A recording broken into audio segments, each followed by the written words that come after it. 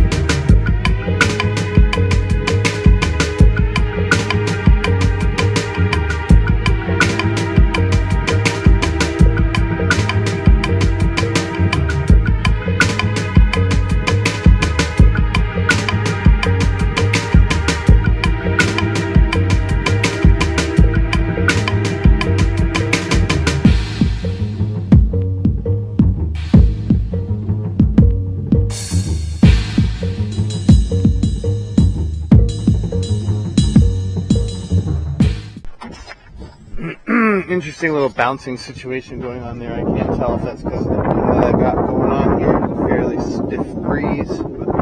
Anyway, that was fun, man. That was real fun. And if I end up posting this, I hope it was fun for you to watch. Anyways, got any questions about this rig? Hit me up. It's pretty cool. I'm finding it really, it's light, man. I'm used to flying heavy quads like 800 gram, 7 to 800 gram.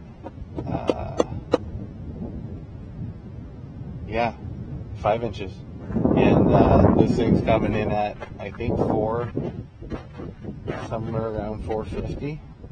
So that's pretty cool. Anyway, I'll let you know specific details when I put the post up. Peace.